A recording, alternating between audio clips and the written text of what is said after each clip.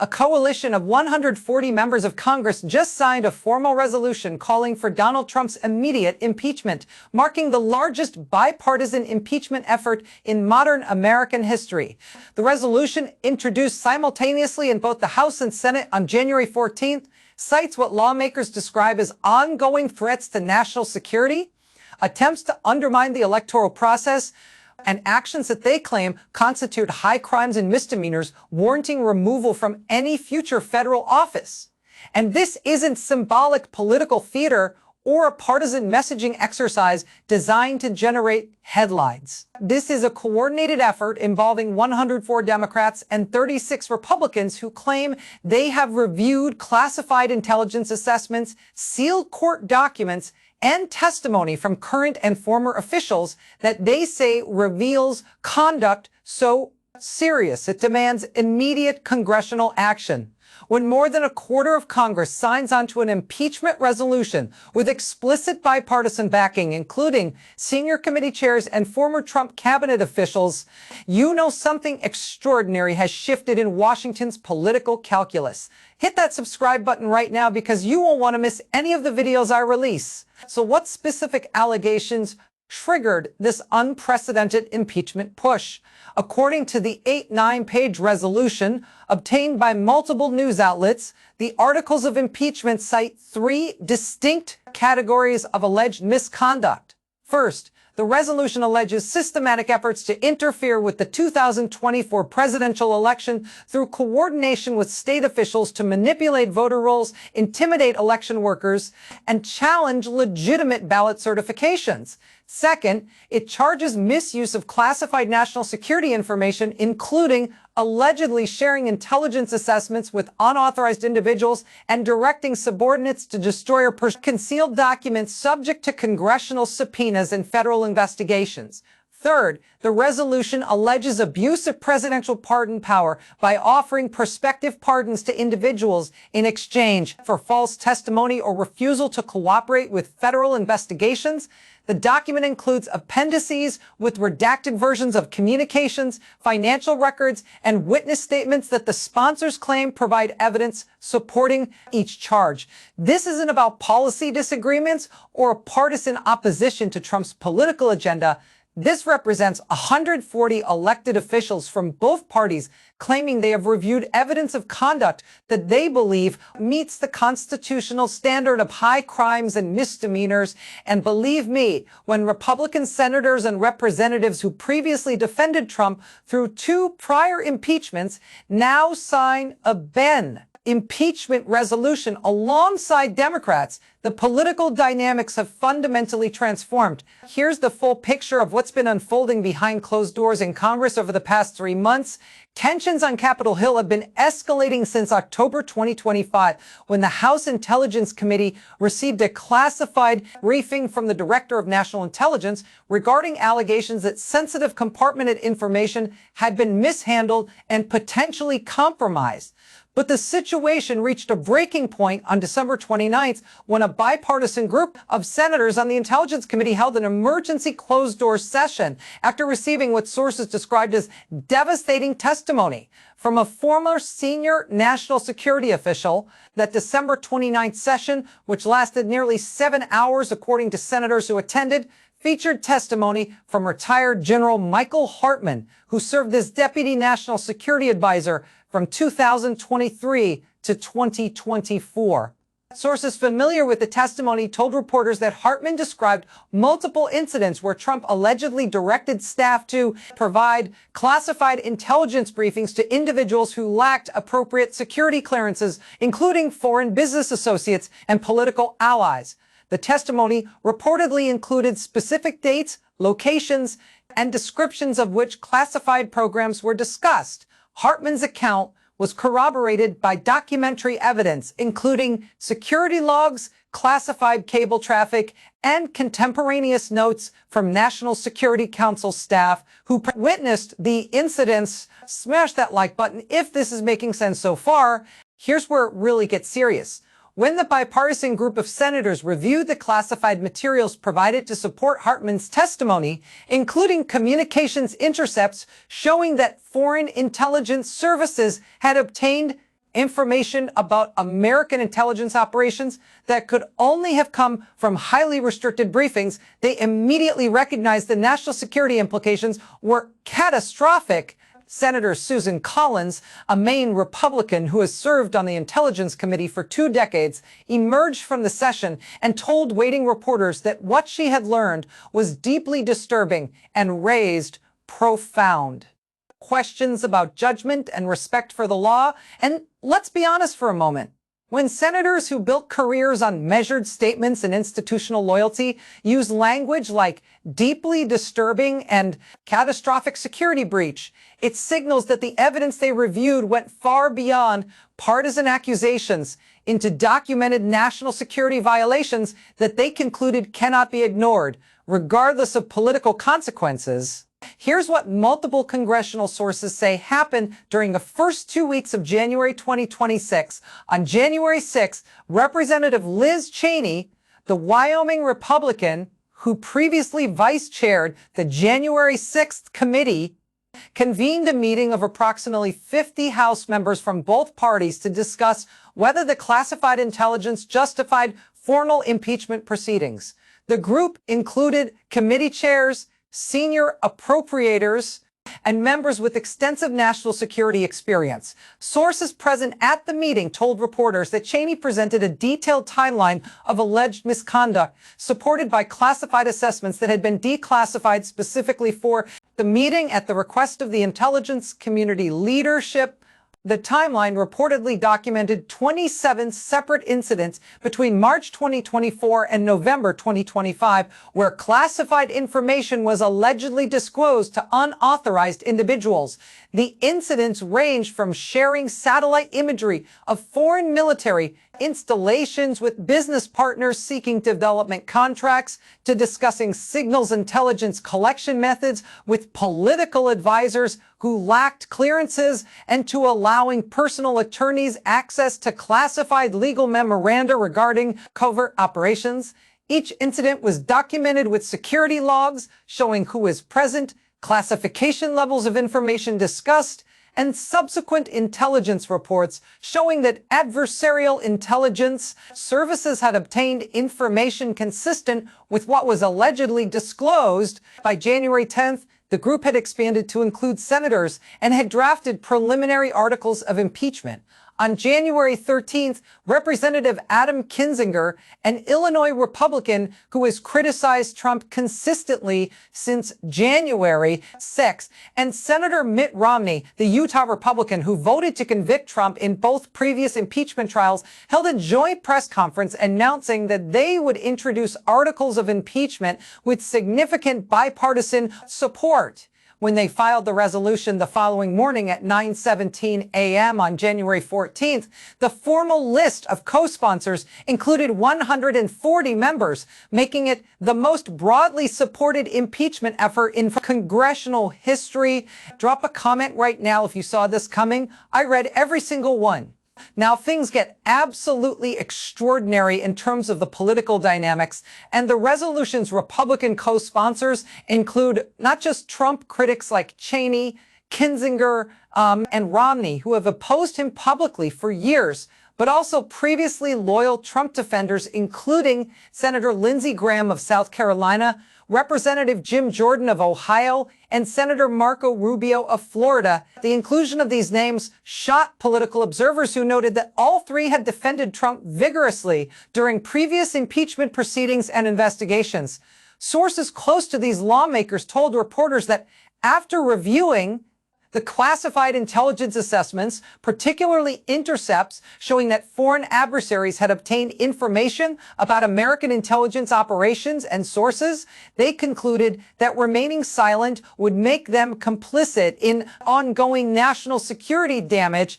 That's when it became clear this impeachment effort represents something fundamentally different from the previous 2 Trump impeachments. The bombshell moment came during a January 14th press conference when Senator Graham, Standing alongside Democrat Senator Mark Warner of Virginia, who chairs the Intelligence Committee, stated that he had spent sleepless nights reviewing classified materials and had concluded that the evidence of national security violations was overwhelming and undeniable. Graham, who had previously called Trump's first impeachment a sham and his second impeachment unconstitutional, stated with visible emotion that senators take an oath to protect and defend Constitution, and that oath supersedes party loyalty when faced with documented evidence of conduct that endangered American intelligence personnel and compromised ongoing operations. Political analysts watching the press conference noted that Graham's statement represented one of the most dramatic political reversals in modern congressional history and signaled that the evidence must be extraordinarily compelling to cause such a transformation. This move sent immediate shockwaves through Washington and triggered emergency meetings at the White House, Republican National Committee headquarters, and Trump campaign offices. When senior Republican senators who have defended Trump for years suddenly join impeachment efforts, it signals to other lawmakers that political cover exists for breaking with Trump and that supporting impeachment may be politically safer than opposing it. The credibility of the Republican co-sponsors, many of whom have extensive national security credentials and reputations as careful institutionalists, gave moderate Republicans permission to add their names to the resolution without fear of immediate primary challenges from Trump-aligned challengers. This isn't the first time Congress has pursued impeachment based on allegations involving national security violations and abuse of power. Think back to the Watergate investigation that culminated in articles of impeachment being drafted against President Richard Nixon in 1974, and the House Judiciary Committee approves 3 articles of impeachment charging Nixon with obstruction of justice, abuse of power, and contempt of Congress. The articles cited Nixon's efforts to cover up the Watergate break-in, his misuse of intelligence agencies for political purposes, and his refusal to comply with congressional subpoenas. While Nixon resigned before the full House could vote on impeachment, the bipartisan nature of the Judiciary Committee vote, with several Republicans joining Democrats to approve the articles, demonstrated that evidence of serious misconduct could overcome partisan divisions. Then there was the impeachment of President Bill Clinton in 1998. The House voted to impeach Clinton on charges of perjury and obstruction of justice related to his testimony about an extramarital affair. That impeachment was largely partisan, with only a handful of Democrats joining Republicans to support the articles. The Senate acquitted Clinton with no Democrats voting to convict. The partisan nature of the Clinton impeachment stood in stark contrast to the Watergate proceedings and established a pattern where impeachment increasingly became viewed as a partisan weapon rather than a legitimate accountability mechanism. Subscribe immediately if you haven't yet. This content doesn't exist anywhere else. And let's not forget Trump's own 2 previous impeachments. The first impeachment in 2019 charged Trump with abuse of power and obstruction of Congress related to his dealings with Ukraine. That impeachment was almost entirely partisan, with only one Republican, Mitt Romney, voting to convict on 1 article in the Senate. And the second impeachment in 2021, following the January 6th Capitol attack, charged Trump with incitement of insurrection. While that impeachment saw 10 House Republicans vote to impeach and 7 Republican senators vote to convict, it still fell short of the 2/3 majority needed for conviction and was largely viewed through a partisan lens. Now, however, the situation is dramatically different.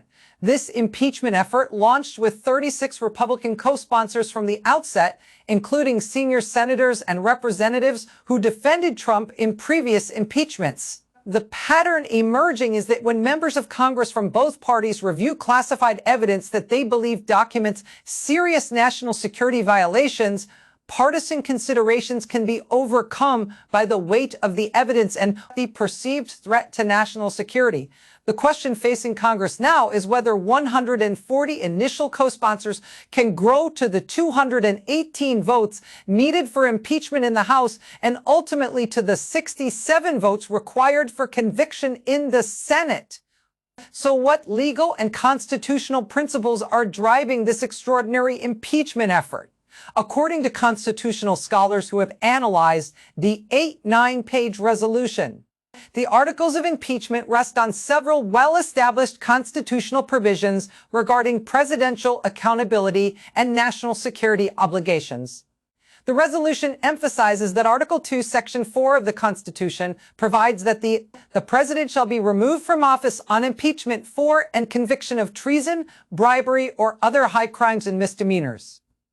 The resolution argues that systematically disclosing classified national security information to unauthorized individuals, obstructing federal investigations through destruction of evidence, and offering pardons in exchange for false testimony all constitute high crimes and misdemeanors within the original constitutional meaning of that phrase. Here's the kicker. The resolution includes an extensive historical analysis showing that the framers specifically intended high crimes and misdemeanors to encompass abuses of power and violations of public trust, not merely violations of criminal statutes. The document quotes from Constitutional Convention debates where delegates discussed impeachment as a remedy for a president who betrays his trust or subverts the Constitution. It cites Federalist Papers passages where Alexander Hamilton explained that impeachable offenses are those which proceed from the misconduct of public men, or in other words, from the abuse or violation of some public trust. This historical analysis directly supports the sponsor's argument that the alleged conduct, whether or not it violates specific criminal statutes, falls squarely within the category of high crimes and misdemeanors that the framers intended to make impeachable. Don't go anywhere, and the most explosive part is coming next. And here's what should alarm anyone concerned about executive accountability and national security. The resolution alleges that the mishandling of classified information and obstruction of investigations continued even after previous investigations and impeachments. The document includes a timeline showing that classified disclosures allegedly occurred as recently as November 2025, months after federal investigations had begun and after Trump had been repeatedly warned by intelligence officials about proper handling of sensitive information.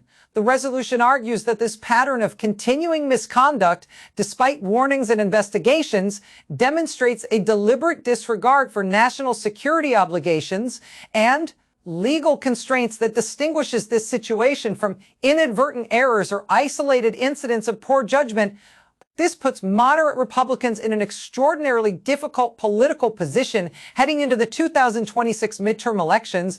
On one side, they face enormous pressure from Trump's political base, which remains intensely loyal and views impeachment as illegitimate persecution. Supporting impeachment risks primary challenges from Trump-endorsed candidates and alienation from voters who see any criticism of Trump as betrayal. On the other side, they face evidence that senior members of their own party, including national security hawks and former Intelligence Committee chairs, have concluded is serious enough to warrant impeachment.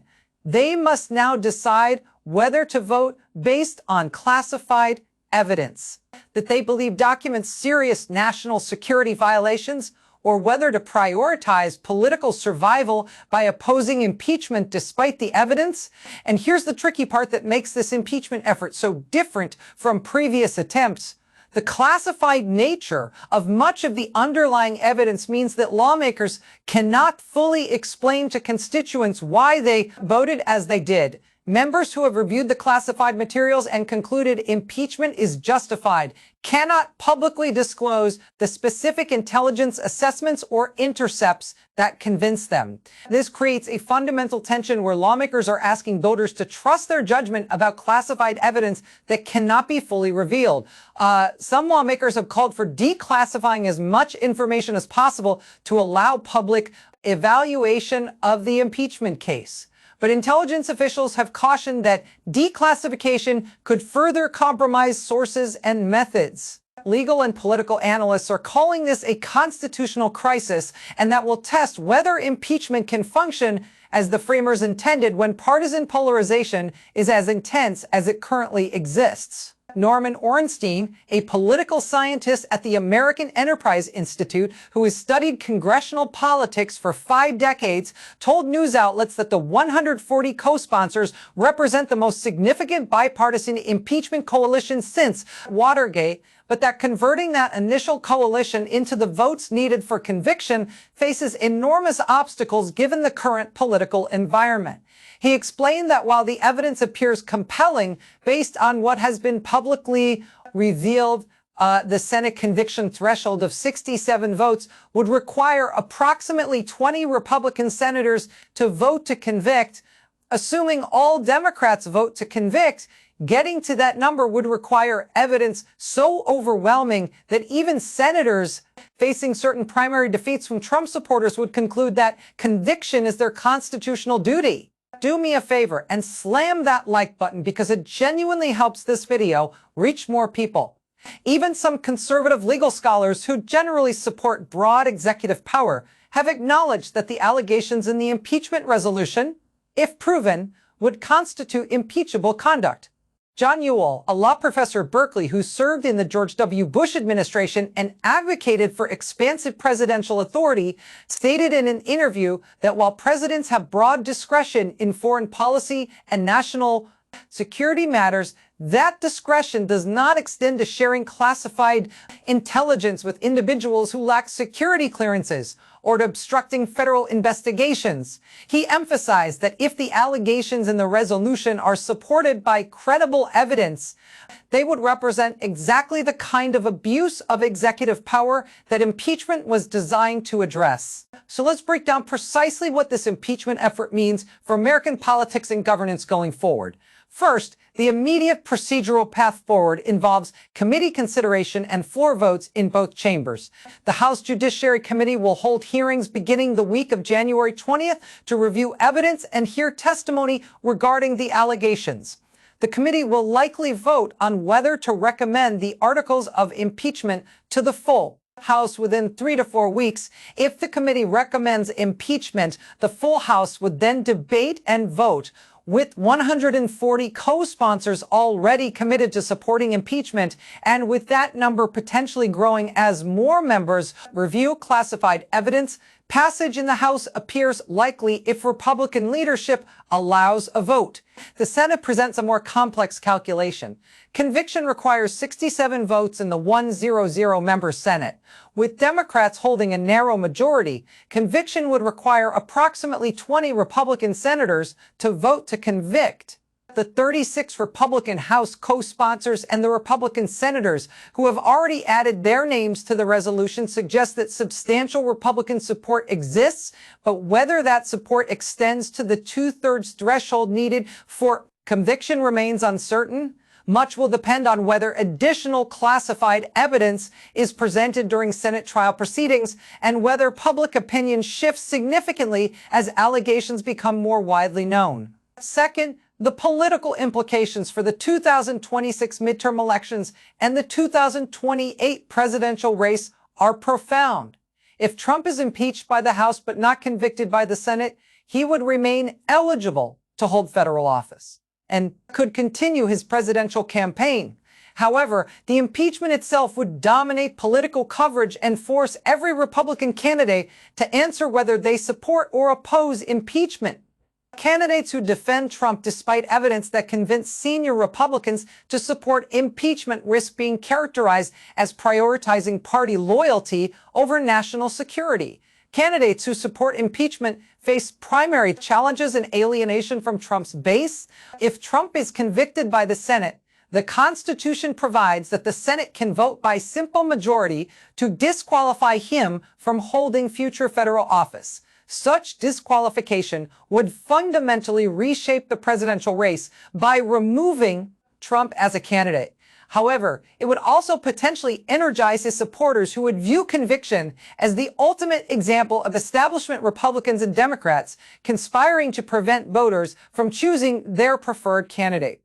The political fallout from Senate conviction could dominate American politics for years. Third, the implications for executive power and presidential accountability extend far beyond Trump's individual situation. This impeachment effort particularly if it results in conviction, would establish that presidents can face removal and disqualification from future office based on mishandling classified information and obstructing investigations. Future presidents would understand that such conduct carries genuine consequences, including potential loss of office and eligibility for future service. This precedent would likely make presidents more cautious about handling sensitive information and more cooperative with congressional oversight and federal investigations. Drop a comment below with your thoughts. I'm genuinely curious to see your perspective. But beyond the immediate political and legal implications, this impeachment effort raises fundamental questions about whether constitutional accountability mechanisms can function in an era of intense partisan polarization. The framers designed impeachment as a remedy for serious executive misconduct, but they assumed that members of Congress would place constitutional duties above partisan loyalty when faced with clear evidence of presidential wrongdoing.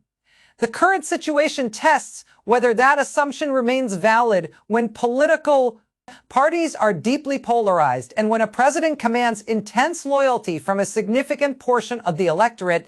This scenario is causing intense internal debate within the Republican Party about identity and principles.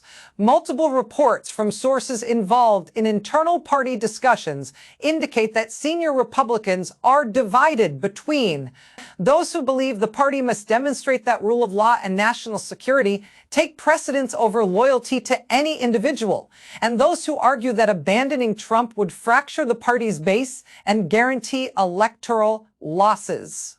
Some argue that supporting impeachment based on classified evidence represents principled leadership that will ultimately be vindicated by history. Others contend that impeachment will be seen as establishment Republicans' collaboration with Democrats to overturn the will of voters who want Trump as their candidate. Meanwhile, Trump himself has responded to the impeachment effort with characteristic defiance and attacks on those supporting impeachment. His social media posts and public statements characterize the effort as a third witch hunt orchestrated by Democrats and weak Republicans who fear his return to power. He has specifically targeted Republican co-sponsors by name, calling them rhinos, traitors, and establishment losers who will face primary defeats. Trump has promised to campaign against every Republican who supports impeachment and has encouraged his supporters to flood congressional offices with calls demanding that Republicans oppose what he describes as an unconstitutional persecution. Things escalated dramatically when Trump held a rally in Florida on January 15th, where he claimed that the impeachment effort represents a conspiracy by intelligence agencies and political enemies to fabricate evidence and prevent him from returning to office. He stated, without providing evidence, that the classified materials being cited as justification for impeachment were manufactured by deep state operatives and that the testimony from General Hartman and other witnesses was coerced or fabricated. Trump called for supporters to peacefully protest the impeachment effort and suggested that if Congress removes him from eligibility for office, it would represent an assault on democracy itself because voters should decide elections rather than politicians in Washington. Stay with me. What comes next will completely change how you view the situation. Here's what makes Trump's response so problematic from a political and potentially legal standpoint. By characterizing the classified evidence as fabricated and the witnesses as liars without having actually reviewed the classified materials himself, Trump is essentially asking his supporters to reject the assessments of Republican national security officials, intelligence committee members, and senior senators who have seen the evidence. This creates a dynamic where Trump's political survival depends on convincing voters that dozens of Republicans with decades of national security experience are all lying or have been deceived by fabricated evidence. Legal experts note that if Trump continues to make specific factual claims about classified materials being fabricated, he could face potential legal liability if those claims are proven false. Moreover, Trump's call for protests against the impeachment effort raises concerns given the events of January 6, 2021. While Trump specified peaceful protests, law enforcement officials in Washington have increased security around the Capitol complex and congressional office buildings based on intelligence suggesting that some extremist groups may attempt to disrupt impeachment proceedings. The specter of another violent incident at the Capitol looms over the impeachment process and could influence how members vote, particularly if they fear for their personal safety or the safety of their staff. Legal experts who have analyzed the impeachment resolution and the public reporting about classified evidence have offered mixed assessments of conviction prospects. Those who believe conviction is unlikely emphasize the extraordinarily high bar of 67 Senate votes and the intense political pressure that Republicans face from Trump's base. They note that even in Watergate, Nixon resigned before the full House voted on impeachment, and that no president in American history has actually been convicted and removed through the impeachment process. They argue that Trump's support among Republican voters remains strong enough that most Republican senators will ultimately prioritize political survival over constitutional principles. However, experts who believe conviction is possible point to the unprecedented bipartisan nature of the initial co-sponsor list and the seriousness of the national security allegations.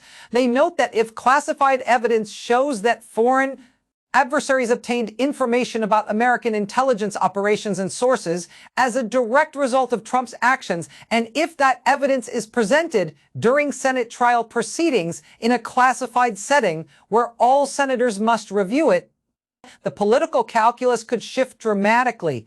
They argue that senators who review evidence showing that American intelligence personnel were endangered or that ongoing operations were compromised may conclude that they cannot defend such conduct regardless of political consequences. This goes far beyond affecting one individual or one election cycle. It establishes precedents about what conduct justifies impeachment, whether impeachment can succeed in an era of partisan polarization, and whether presidents can be held accountable when misconduct involves classified national security matters that cannot be fully disclosed to the public. The resolution's emphasis on systematic mishandling of classified information and obstruction of investigations establishes that these categories of conduct are viewed by substantial numbers of lawmakers from both parties as impeachable offenses. If conviction occurs, it would create precedent that future presidents cannot engage in similar conduct without facing removal from office and potential disqualification from future service. If this blows your mind, hit that like button right now. Here's the situation in the most direct terms possible. A coalition of 140 members of Congress, including 36 Republicans, have formally signed articles of impeachment alleging that Donald Trump systematically mishandled classified national security information, obstructed federal investigations, and abused presidential pardon power. The resolution cites classified intelligence assessments and testimony from former senior national security officials and documentary evidence that sponsors claim demonstrate conduct meeting the constitutional standard of high crimes and misdemeanors. This is no longer theoretical debate about whether Trump's conduct warrants impeachment. It's about whether lawmakers who have reviewed classified evidence showing alleged national security violations will vote their conscience despite enormous political pressure from Trump's base. When Republican senators and representatives who previously defended Trump through 2 impeachments now co-sponsor a 3rd impeachment effort, and when that group includes senior National Security Committee members with access to the most sensitive intelligence, it signals that the evidence they reviewed was compelling enough to overcome political loyalty and self-interest. Whether that evidence can convince 2/3 of the Senate to vote for conviction remains the central question facing Congress and the country. Keep a close eye on this historic situation as it develops. The House Judiciary Committee begins hearings on January 20th that will feature testimony from intelligence officials and potentially declassified versions of evidence supporting the impeachment articles. The full House could vote on impeachment by mid-February if the Judiciary Committee moves expeditiously. A Senate trial would follow, likely extending into March or April, with the possibility that classified evidence presentations could shift political dynamics as more senators review materials that convince the initial co-sponsors. Constitutional scholars, political analysts, and historians are watching with intense focus to see whether impeachment can function as the framers intended when partisan divisions are deep and when national security evidence is too sensitive to fully share with the public. Before we go any further, smash that subscribe button so you never miss content like this. Here's precisely where things stand right now. In unambiguous terms, articles of impeachment with 140 bipartisan co-sponsors have been formally introduced, charging systematic mishandling of classified information, obstruction of investigations, and abuse of pardon power. Senior Republicans who defended Trump previously have reversed position after reviewing classified intelligence they describe as devastating and undeniable. Committee hearings begin in days that will determine whether the evidence supports moving forward with only the third presidential impeachment trial in American history where conviction remains a genuine possibility. This isn't just another political controversy or temporary news cycle. This represents a constitutional reckoning over presidential accountability, the proper limits of executive power, and whether impeachment can function as designed when national security evidence cannot be fully disclosed and partisan polarization is at historic levels. What happens in the coming weeks will determine whether Donald Trump remains eligible to hold federal office. But more fundamentally, it will establish precedents that govern presidential conduct and accountability for generations. The constitutional mechanism is now in motion, with 140 co-sponsors committed. The classified evidence has convinced senior Republicans to break with Trump. Now Congress and the country face the question of whether evidence of national security violations can overcome partisan loyalty and whether the impeachment power can function as the framers intended when they designed it as the ultimate check on executive abuse of power. The stakes for democratic accountability have never been higher. The evidence, according to those who have reviewed it, has never been more serious, and the test of whether constitutional mechanisms can function in a polarized era has never been more consequential. Pause for a second and hit that like button if you're finding value in this comprehensive coverage.